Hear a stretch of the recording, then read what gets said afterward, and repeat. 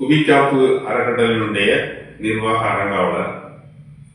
இன்று புவி சூடாகி வருகிறது.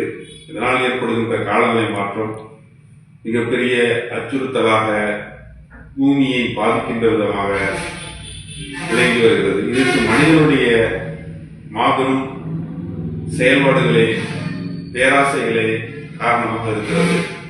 பூமியை எந்த அளவு சிதைக்க முடியுமோ அந்த அளவுக்கு சிதைக்கின்ற வேலையை, மலையை உடைக்கின்ற வேலையை, காடுகளை அழிக்கின்ற வேலையை, மண்ணை தோன்றுகின்ற வேலையை, நிலத்துக்கு இருக்கக்கூடிய கனிம வளங்களை எடுத்து எரிக்கின்ற வேலையை மனித குலம் செய்து வருகிறது. அது வளர்ச்சி என்கின்ற வேலை செய்து வருகிறது. ஆனால் நிலைமை என்னவாக மாறி வருகிறது என்றால், பூமி தன் இருப்பை நாளுக்கு நாள் இழந்து வருகிறது. பசுமை குடில் வாயுக்களுடைய அளவு அதிகரித்து வருகிறது. அதனால் ஓசோன் படலம் ஓட்டை போடுகின்ற அளவிலே உருவாகி இருக்கிறது. அதனால் புவி வெப்பமடைதல், அதனால் பனிமலை உருகுதல், பனிமலை உருகுவதனால் தீவுகள் அழிதல், நீர்நிலை கடலில் மூழ்குதல், கடலோர பகுதிகள் மிகப்பெரிய பாதிப்பை உருவாக்குகின்ற சூழ்நிலை இருக்கிறது.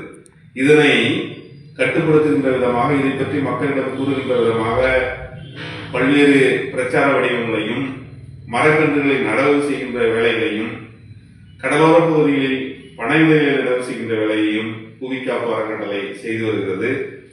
இந்த பணியில் உங்களையும் இணைத்துக் கொண்டு புவியை பாதுகாக்கின்ற, மனித குலத்தை பாதுகாக்கின்ற, பல்லுயிரிகளை பாதுகாக்கின்ற, ஒட்டுமொத்த இந்த உயிர் சூழலை மீட்டெடுக்கின்ற பணியில் உங்களையும் இணைத்துக் கொள்ள புவிக்காப்பு அறக்கட்டளை கரங்கூப்பி அழைக்கிறது.